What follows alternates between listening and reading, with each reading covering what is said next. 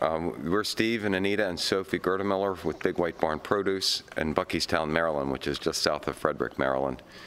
We have a 200-acre old historic farm. It was part of the Carrollton tract, which was left to Charles Carroll of Carrollton, a declaration signer.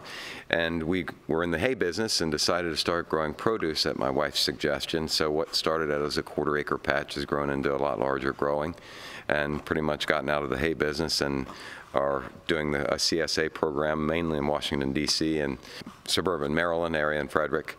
And we're just about to start our hydroponic operation growing lettuces here at the farm.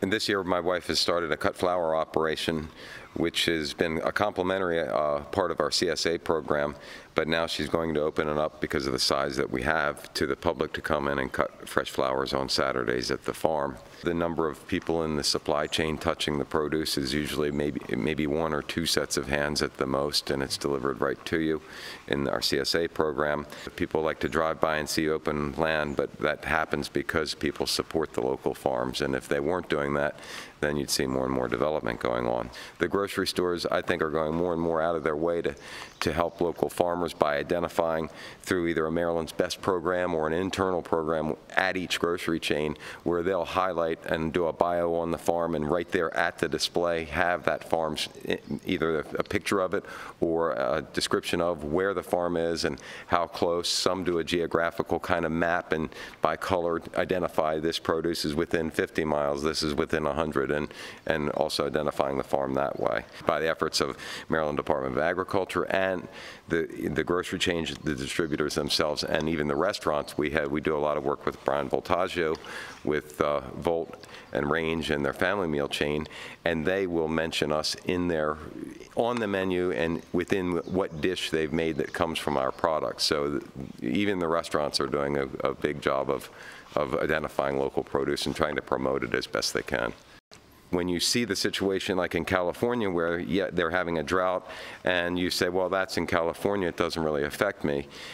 If you wait until that problem in California is found locally and you're not supporting a local farm, there's no diversity of source for those products. So here we are this year and the San Joaquin Valley is drying up. In the interim, if you're supporting this local farm, such as us or any of the other local farms, you're maintaining that source of produce locally.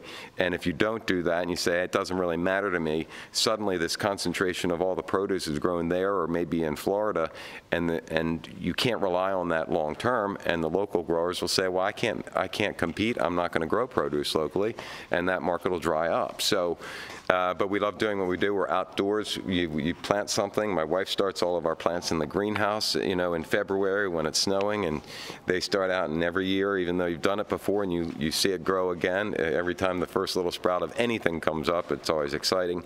You're always battling something. It's a constant challenge, but you're out. We like being outdoors. We're working for ourselves. It's just very enjoyable.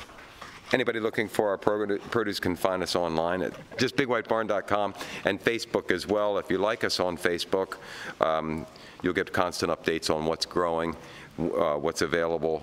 We look forward to people, coming to the farm and interacting and buying some produce.